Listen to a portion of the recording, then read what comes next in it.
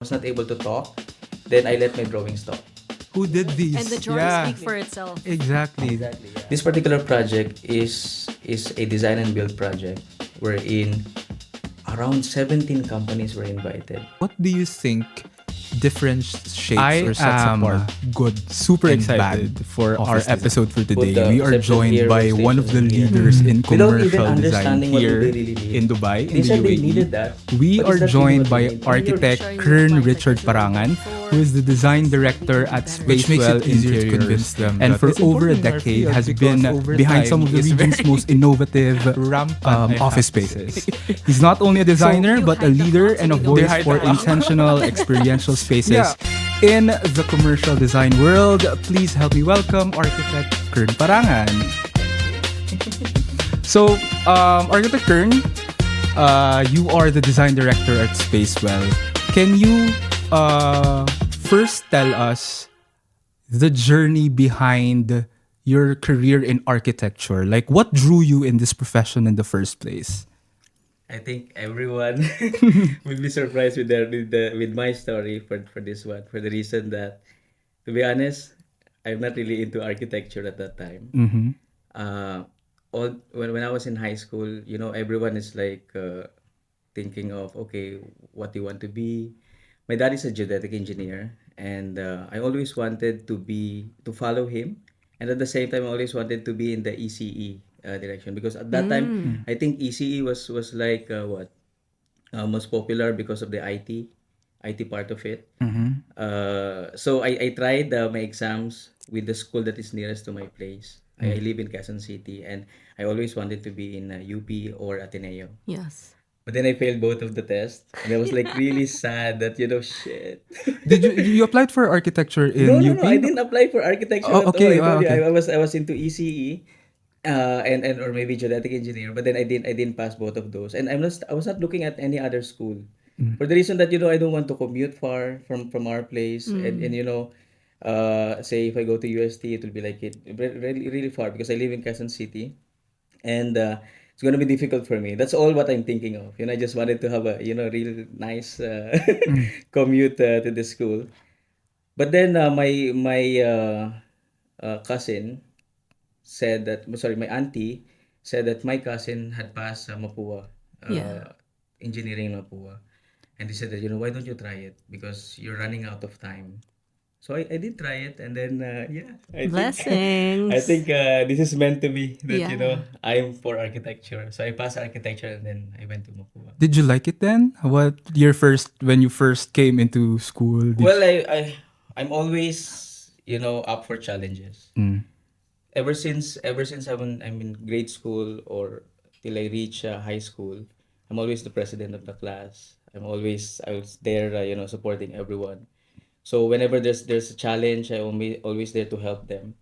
And I think I just take it one step at a time. So when I reach Mapua, they all say that this is the hardest school in terms of not only architecture but also for engineering, and this is like one of the hardest. So they said, just be careful and just try to study hard. But for me, okay, when I reach, it's like I'm just doing what I used to do. Yeah. So just so I don't skip class. Yes, I do go someplace else after class, but it's different. When you have their dedication, probably. Of course, I know the hardships of my parents. So going to class is probably the only way for me to pay them back with all the hard work that they And you do. graduated one of the top in your class.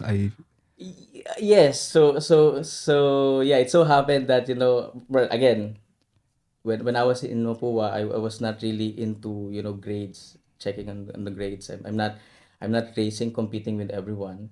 But it so happened that when I graduated, I found out that I'm like rank four in an overall, graduating class. And That's Bravo. yeah, such a it was big thing. Yeah. Mapua is a difficult yeah, architecture yeah. Very school, so technical that's as well. Yeah, it is quite technical. But yeah, I was just enjoying my life back then. I still remember when we were doing thesis. mm, Uh, our thesis on the last year, since it's a quarter term, uh, we were like divided into groups, and then it's not an individual thesis, it's like group thesis. Yeah. So I still remember that, during those times, most of our group mates, I mean, like most of the other groups in the class are like, rushing to finish their thesis. But for us, our group like finished probably a week before. So we were like all Powerhouse. drinking, enjoying, having fun, like sending messages to them. That, where are you guys? We're here. So yeah, it was a fun ride. Po, I would say. Well, glad to hear how it all began. But what about now? What about architecture that interests you now? Well, throughout the years, like but I said that I was not into architecture.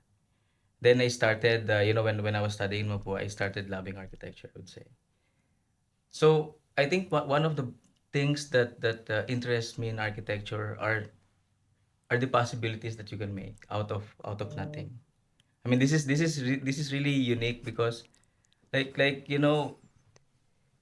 if you have say problem solving in math, for example, there's always only one way to solve it, right? Like there's always Yeah. a solution to do that. In chemistry it's the same thing, and everything has like a set routine or road path True, for yeah. you True. for you to accomplish it.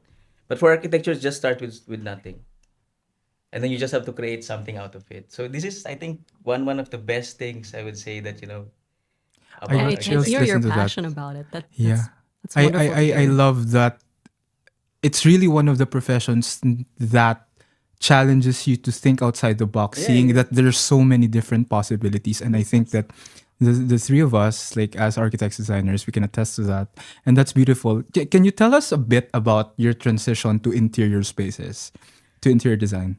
Yeah, so like it's funny because it's always connected to something that I didn't plan, something that is always like, okay, there's a natural thing. I just go with the flow. True. So when I studied architecture, I said like, I was not really pursuing that. Now in office interiors, I also didn't pursue about that. What had happened is, when I graduated, of course you have to go through internships, right? Yeah. Apprenticeship with an architect. So I was working with an architect, and I'm doing residential and commercial spaces.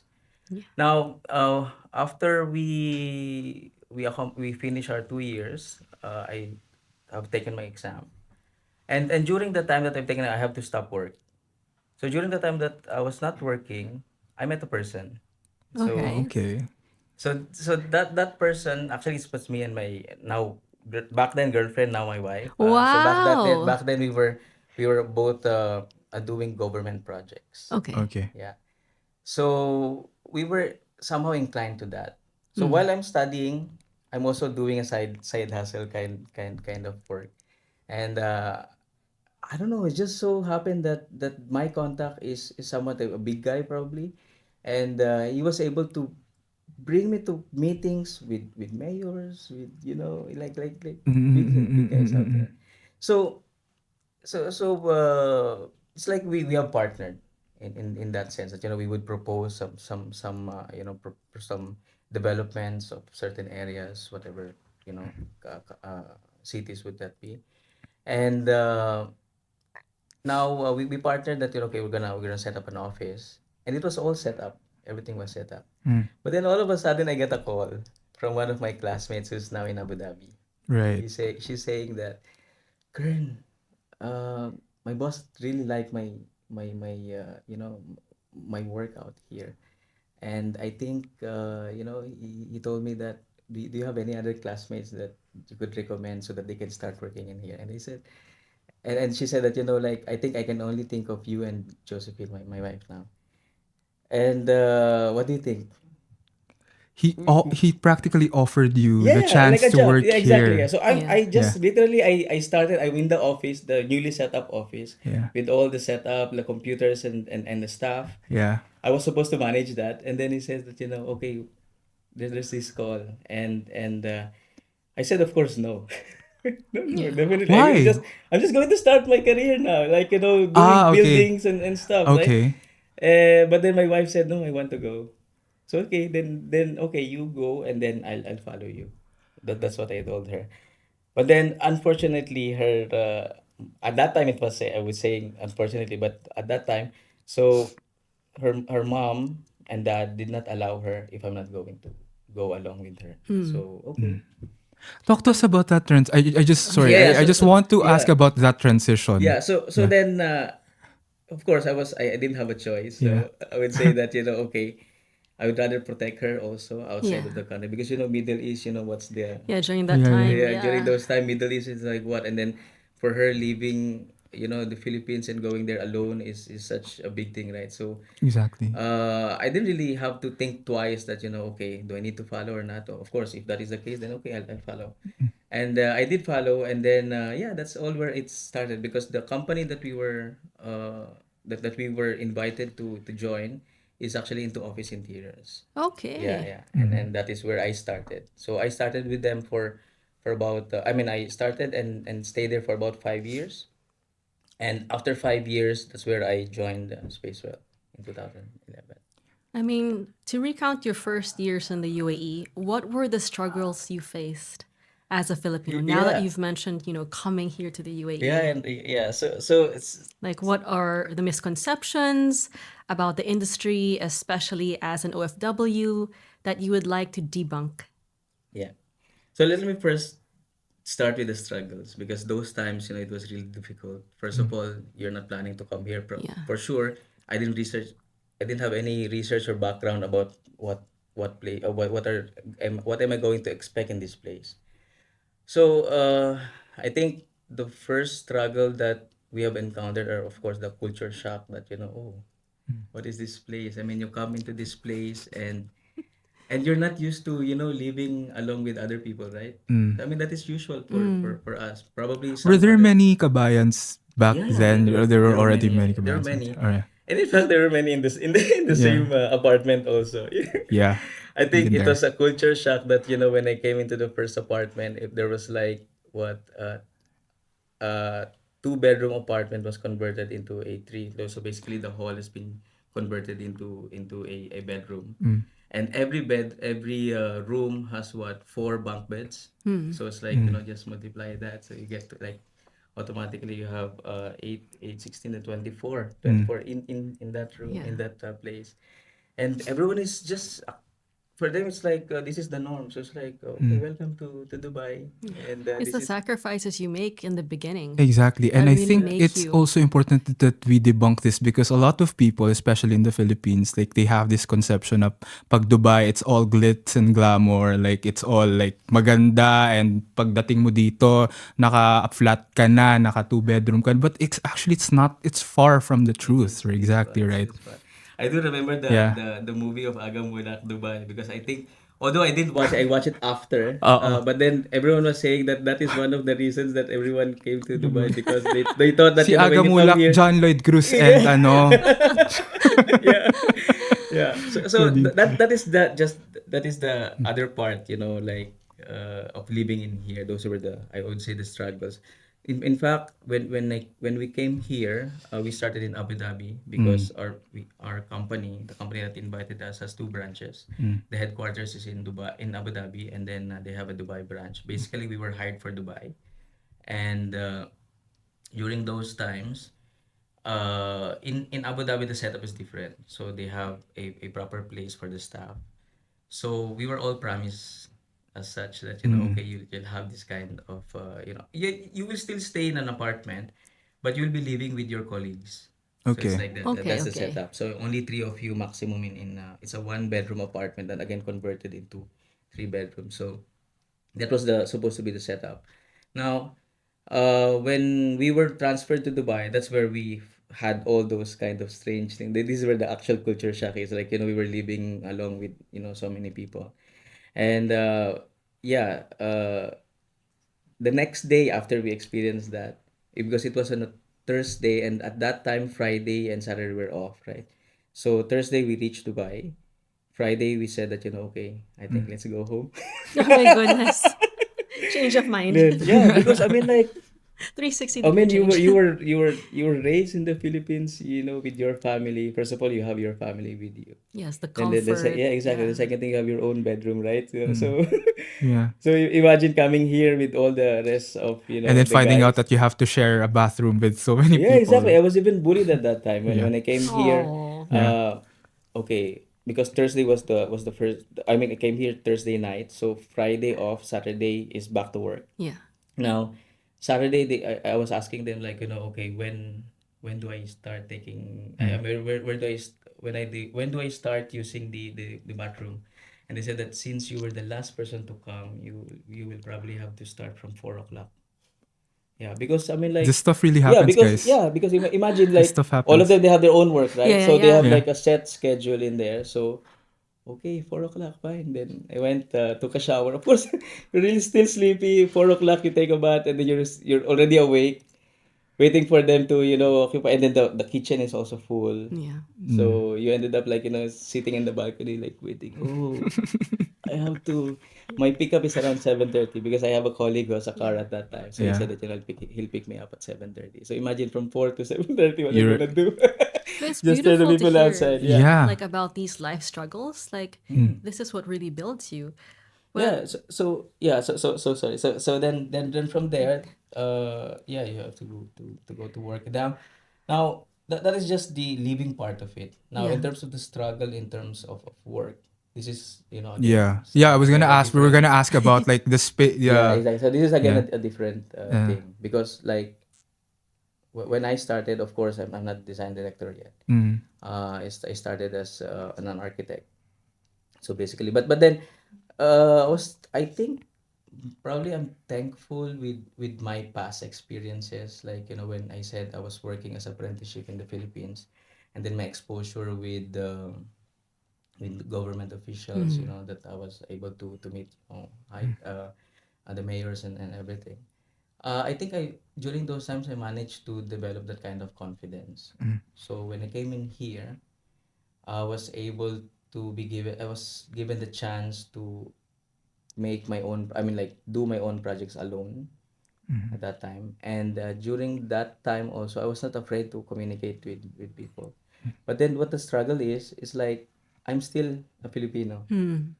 So like I know this is like people would say, yeah, it's normal.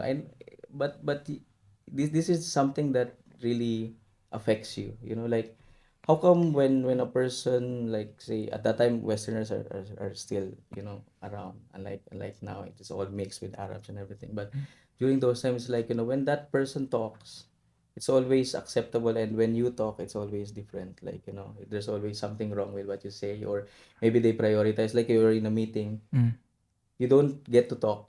It's Mm. always them that who's talking. They like you're not part of that kind of collaboration. You don't have any opinions at all. Mm. I think those were the struggles in the beginning. How did you overcome those? Like, it sounds like imposter syndrome, no? Like Yeah. the stopping yourself from talking, even though you have something to say, something important to say, you stop yourself because you feel like it's not good. There's a voice that's saying that you can't. So how did you Yeah, manage that? How do you overcome? yeah. So like I said, I love challenges, Mm. right? So like in the beginning, I told you that I'm fixing problems in school. Mm. I'm fixing problems when I reach college. So when I came here, it didn't stop me from from going from speaking out. Mm. So I always look at it in where's the bright side of that, or maybe what is it trying to teach me? Okay, my voice is not heard because probably not because I'm an Asian, but probably because I'm new. I'm looking at it that way, like I'm Right, right, right. because again it's how you interpret things, right? So Exactly. if I would have used that experience like to lower myself, that because I'm Asian, I'm Filipino, that's why they're not listening, then nothing will happen to you. But that time I Yes, and thought, that's pretty much like inferiority complex as well. Exactly. yeah, You exactly. know, So but that's kind of like at the back of your mind. Mm. But I'm glad to hear like all that confidence has come out of you to yeah, yeah, to actually bring out the best of us being Filipinos. And I love what he said about challenges. Like it's a recurring theme in your story. I believe that your capacity to overcome challenges has like has let you break loose of that shell of like your limiting beliefs. Absolutely. So that's a beautiful Yeah. thing to. Yeah, exactly. So Yeah. like like I said, so if I have used, if I got affected deeply by thinking that I'm just a Filipino, then nothing would happen to me. But then Yeah. I took it on a different side, say thinking that maybe because I'm new, Mm. so it I means like that that. Reframing, no? Yeah. yeah, Oh. exactly, I have to mean something. So what do I have to do? Then I have, if at that time I was not able to talk, then I let my drawing stop, Yes, yes. right? Then of Big That's course impression on your automatic, yeah, yeah, yeah, yeah, drawings. yeah, automatically yeah. when you start putting they will recognize, Yes. oh yeah, Who you're did right. And the these? drawings Yeah, speak for Exactly. itself. exactly. Exactly, yeah. That's a So, beautiful thing about our field, no? Like you don't necessarily have to talk. I know some people who don't really talk in meetings, but when they present and when they give the drawings, it's no Yeah, questions asked. Like pulidong pulido. exactly. Yeah. exactly, yeah, yeah. So that helped me, Uh-uh. earn my respect, then earn the trust, and then that's where I eventually, move on. Was there a project you said that you think that defined that kind of like established this for you that I really mean something, you know? So I didn't have that kind of project back then, because of course you're just starting up. You're handling though I'm handling good projects at that time, but I think this feeling I only felt when I was in Spacewell, when I did a project against like 17 companies.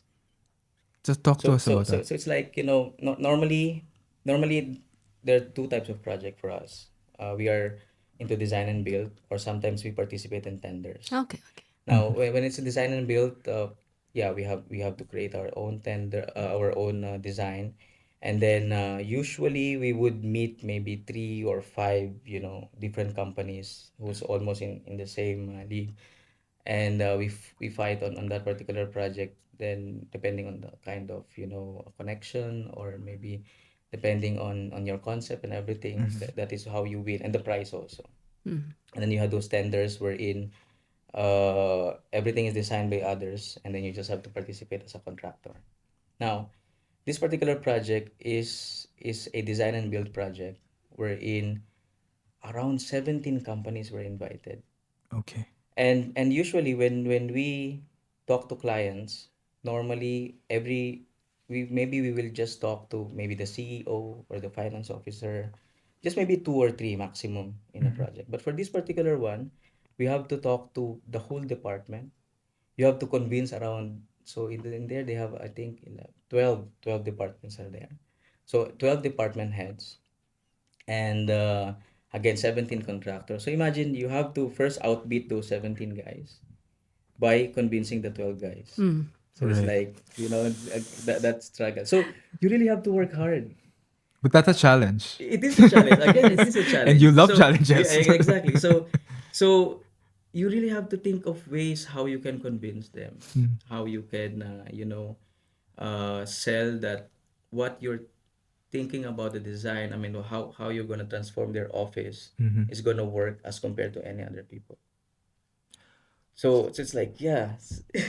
You touched a point on convincing people. My next question is like working in commercial and office spaces, what do you think differentiates or sets apart good and bad office design? Yeah. I like So that question. Yeah. yeah, yeah. Let's let's hear Yeah. it. It's a good question.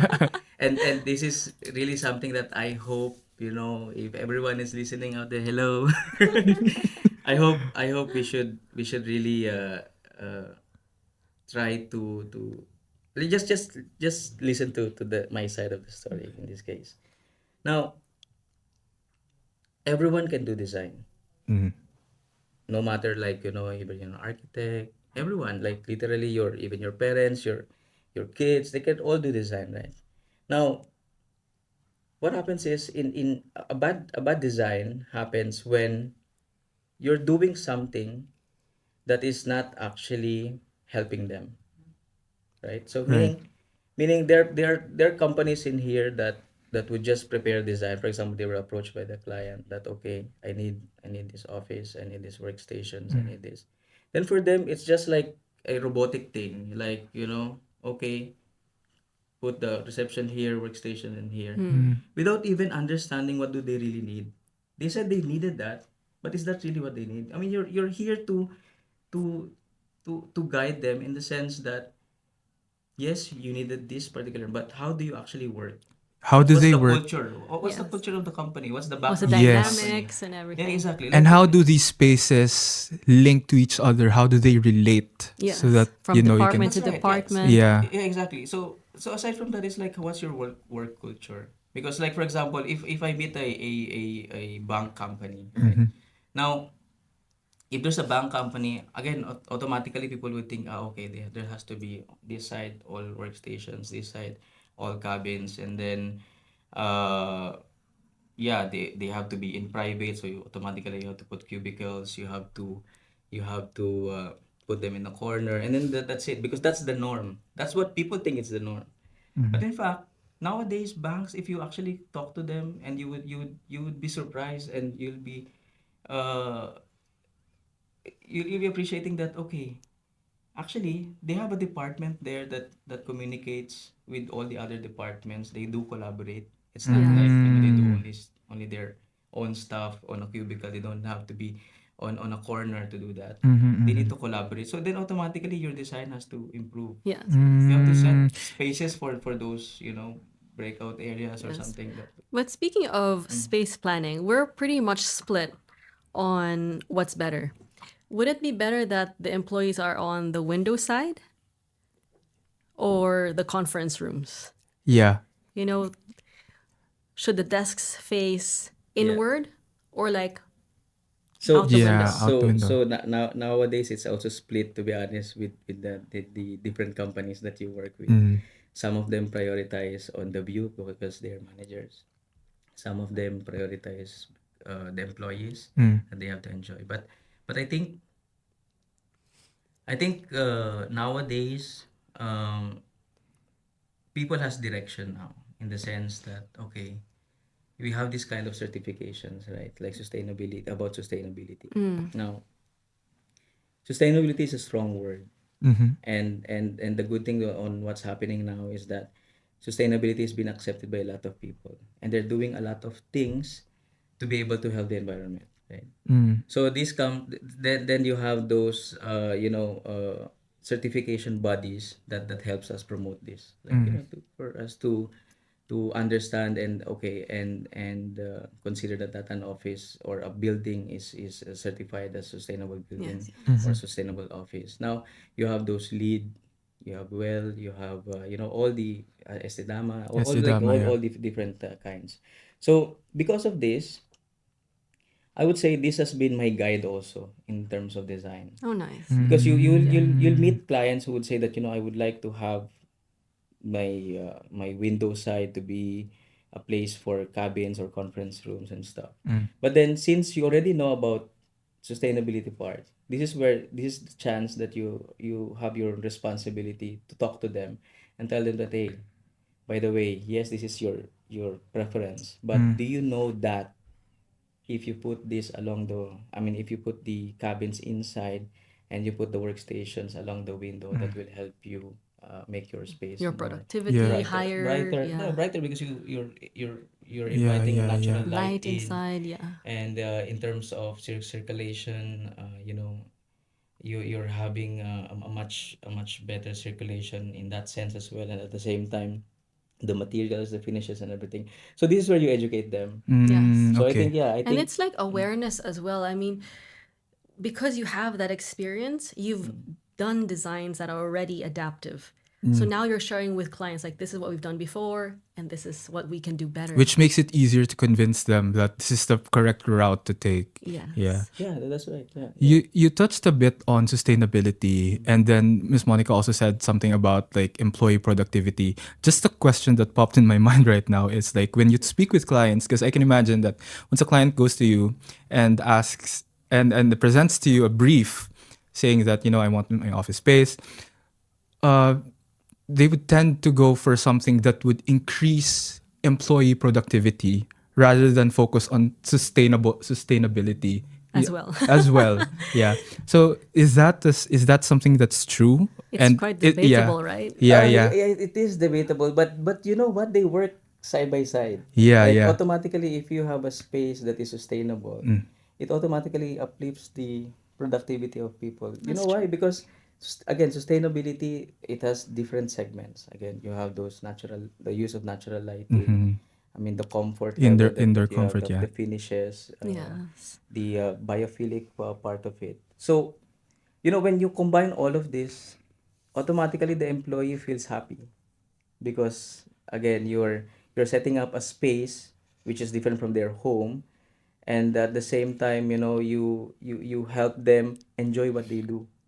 It's basically like that. Then automatically your Your productivity productivity. increases. Like for example, like it's a norm that Mm. when someone is eating after lunch, they feel sleepy. But then you provide stuff that would help them. Oo. Uh, y- uh, I mean, you provide stuff wherein you help them do their work afterwards, even though they're like full and they feel sleepy. Like probably you give them a sit and stand desk. Probably you give them spaces that is like activity work based kind of a thing. Mm, We're mm, in, mm. you know, like for us, we are architects. In a day, you're not just drawing, right? Yeah, In a day, you would be doing a lot of stuff. You'll be having meeting. exactly. You'll be drawing. But tell You'll be us more about that researching. activity that you were saying. What would go into that activity space?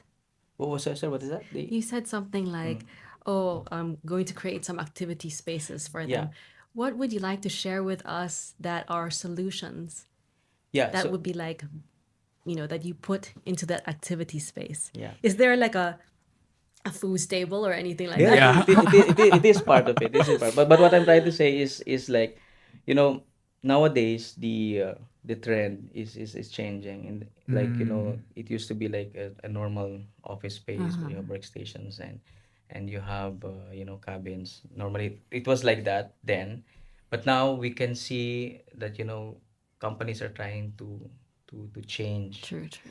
Now they're because of hybrid, mm, well, mm, I mm, was supposed to say thanks to COVID, but no, no thanks to COVID. But at least COVID had somehow contributed in all the changes happening around us. That's mm. true. That's Yeah. right. Hybrid working has been accepted like Mm, by most of the companies in the sense that people can work from home, and then yeah, people can yeah.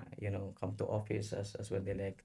In fact, other companies, they work, I think, maybe 3 times in a week to office, and then the rest of the days is in the they can do it at home or wherever they want to be. Now, activity based working is something that is coming up right now. We're in people are like I said, you are all designers, architects. You're not in a day. You're not just drawing stuff, right? You meet with people. Mm-hmm. You do your research. Sometimes you focus on doing something. You do your personal calls. So like nowadays, the kind of office space is not just having a workstation and a cabin, but instead you have a meeting. So we design it like a meeting space first, wherein people could just meet up, Mm, mm, mm. and then in that meeting space probably you'll have lockers, and then you have coffee points wherein people could like just in the morning, imagine coming in the Yeah. morning, like instead of a coffee shop you come into your space, Yeah. the breakout space. So you enter, you'll see your friend. Oh, hi, hello, how are you? And then this is authentic. Like, Mm. it's not like the usual, hi, how are you?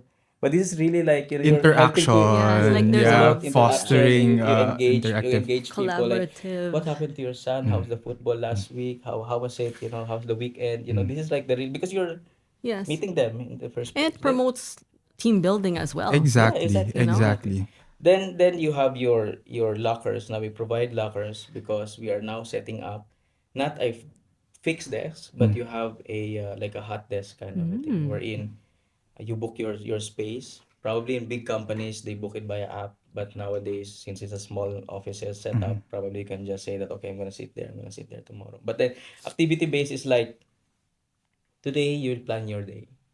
I'm gonna do drawings. mm, So I'll be going, setting up my spot on that corner wherein there's a bigger space for me to lay down, or maybe if you're using CAD or laptop, then you can probably go to that other corner.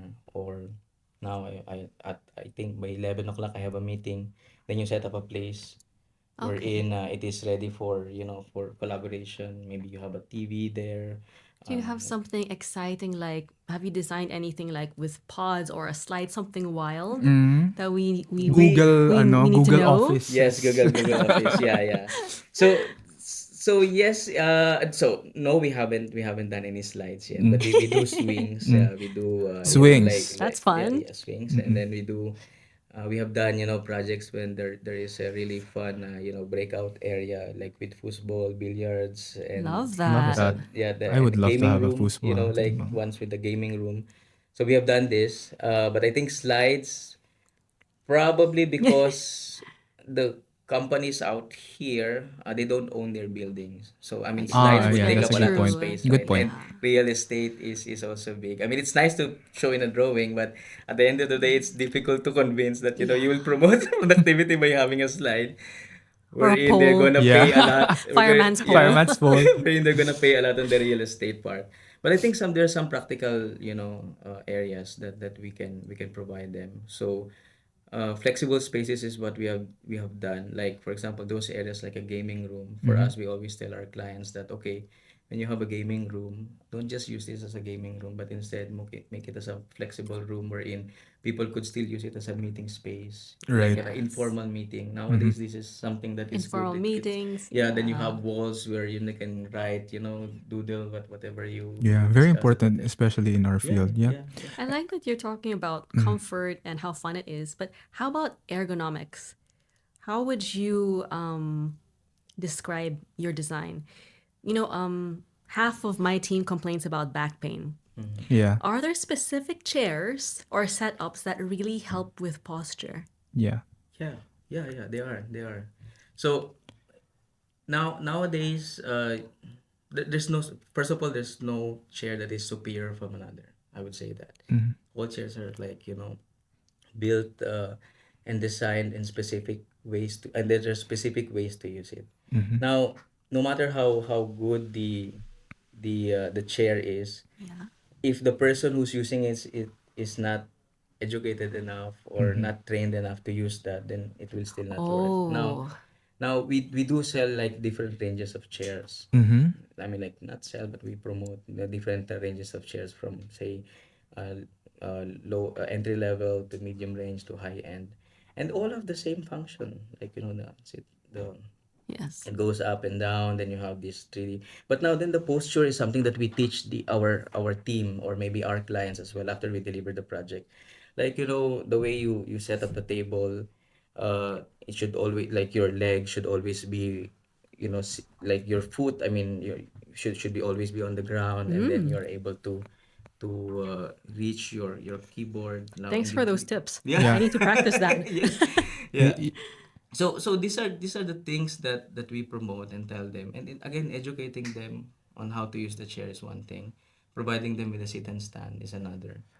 So uh standing desks, do you think they're just a fad, or are really they're no, no, really they here to are, say, they are, they okay, are. okay, okay? Yeah, they are really I was really curious about useful. Yeah. standing desk. Yeah. Yeah, so it's nice because like in our office, Yeah. we all our staff, they have sit and stand desks, and this is what we also promote. And nowadays, sit and stand desk is not as expensive as it used to That's be true, before. yes. But yeah, these are the things that you can help. And in fact, again, wellness is there, like well certification is there. These are all touch on that part wherein you provide space. I mean, you don't put everything in one workstation area wherein, okay, you have the coffee, you have the toilet, you have the printer. Don't put it in just one place. What we do intentionally is we put them away so that people would actually go there and Intentionally yeah, exactly. walk Yeah. So you and walk, exercise, yeah. exercise. These are all And part bump of, into those yeah. people. Yeah, people are Exactly. thinking that when you say ergonomics, you're just giving them tools and stuff that they don't know how to use. But so if you provide them with something that they can use, you educate them how to use it, and then at the same time, intentionally doing it, by providing spots wherein they really have to walk, toilet, where they have to, and then it will automatically help promote. That's why workplace design is important. But one question, by the way, these questions, we got them from the internet, from Reddit. These are questions that real people want to ask office designers. So Yes. the break rooms, the ergonomics chairs, these are the real people. Okay. One question we have here is, how do you design a space where people feel comfortable working late without it feeling depressing? And it's important in our field because That's very overtime true. is very rampant, I have to say. So Do you hide the clock so we don't they know hide the the time? clock. Yeah, overtime. Talk to us about that.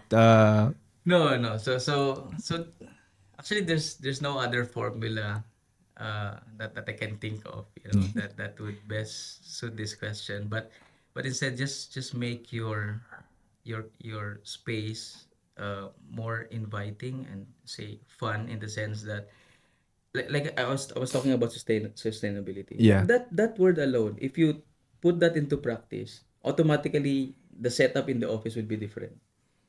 When you combine lead and well in an office, automatically it will just be different vibe, different aura in there. And then you will see that people who are even, you know you'll be surprised that in some of the companies that we have designed, we have had feedback saying that ever since you have done this, like, people are enjoying, and they're even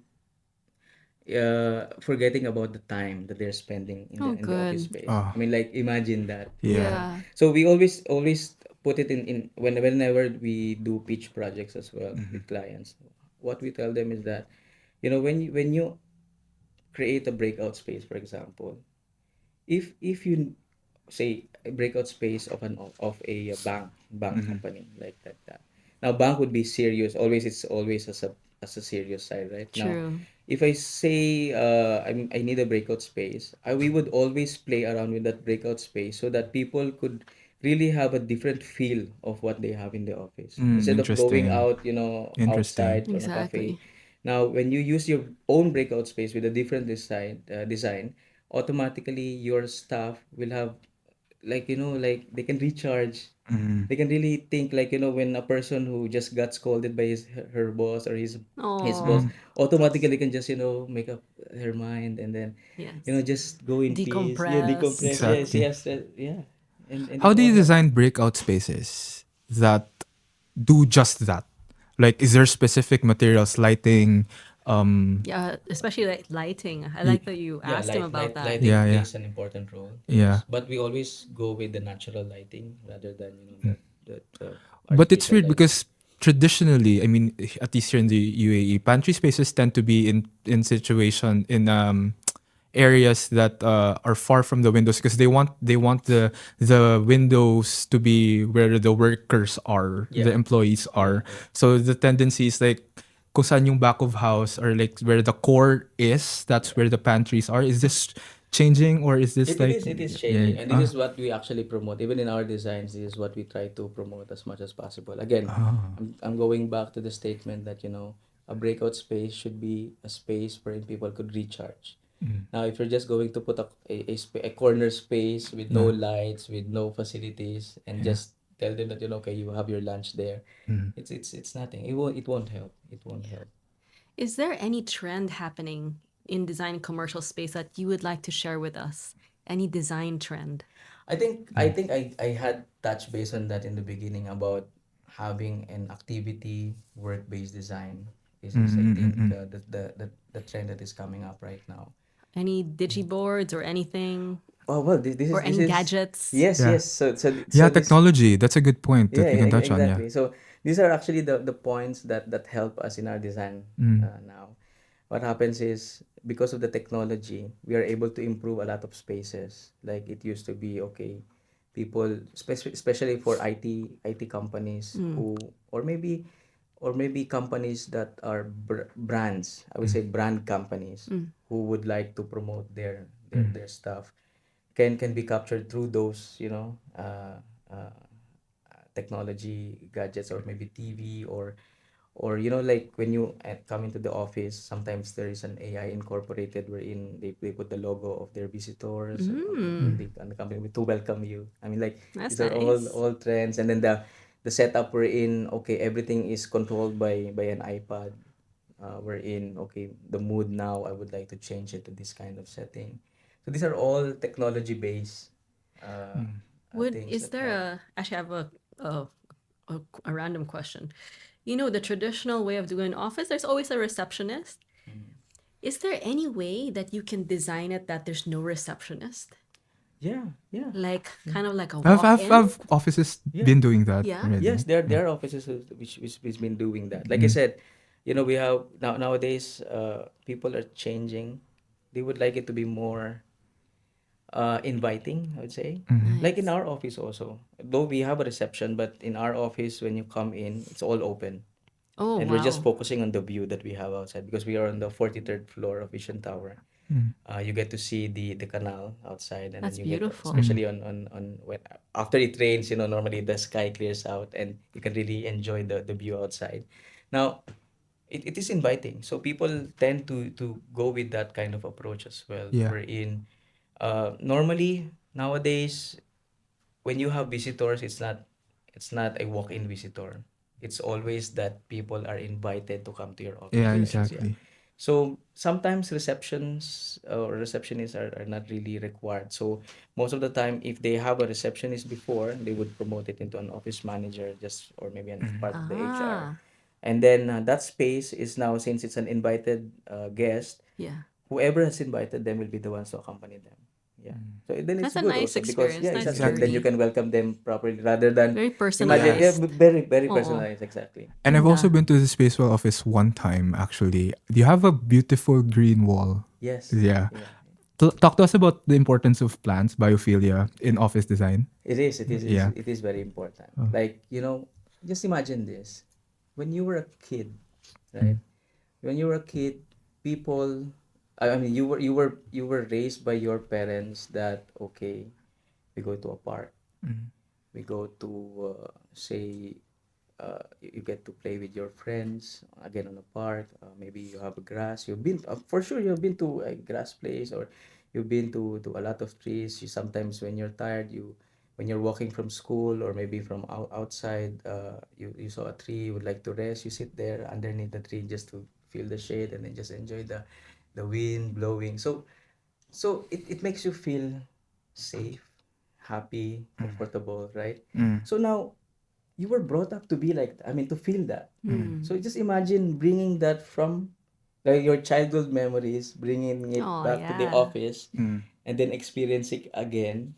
It That's it. helps, it helps a lot. Like it gives True. you the smile, like, even though you're really sad at that, or maybe especially like now in Dubai, maybe it's dusty outside. Yeah. Then once you reach office, imagine having that kind of experience. Like it Exactly. automatically change Having Pero the paano vibe. yun? greenery. May self-irrigation ba yun?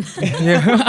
No, so there are different type of plants nowadays. Okay. Again, technology has helped to improve those products. So yes, there are plants which is self-sustainable. So basically, it's like an aquarium wherein you put water. There's a irrigation internally, or there are some preserved plants like what we have in our office is a preserved moss. So it's an actual moss. It breathes, it gives oxygen, and then it helps it helps you like really feel that greenery out there, the biophilia. Those Yeah. are nice design Yeah. elements. I we can talk for hours about office design and biophilia. It I think is. this is a good place for us to wrap up because it's a it's a circle moment.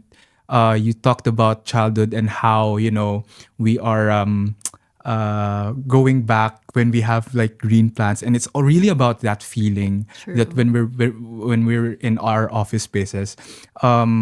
Our last question is, what would you say to children or to the kids out there eavesdropping on our conversation, wanting to go into office design in your perspective as an OFW, or like kung may mga Filipino kids out there who want to take the path that you have taken on, what can you say to them? Well, my advice to Yeah. them is quite simple. Like don't skip the line, probably. In the sense that people would think out there that okay, I want to be like him. I want to be like him, like that, or her. I want what she's doing. Now, before you get into that, don't skip the line, meaning don't just be that person, because you have to remember how did that person reach there. Yeah. What are the step by step, Yes, the Yeah, the struggles, hardships. the hardships. Yeah. hardships, and everything that person had come through, and you have to take that route as well. Maybe yours will be different, but it's fine as long as you don't skip the line that okay, you probably, of course, you study, you experience, and then most important, you enjoy.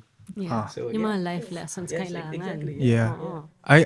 What I love most about this conversation that we had and you, Architect Kern, is like the consistent the consistent drive, you know, to overcome any challenges. He said countless times during this interview that he loves challenges and loves taking on them. And from day one of your education journey until now that you're design director in Spacewell, you have done so and you have done beautifully. So congratulations. Thank you for being here on our program. Thank you Thank so you so much. much.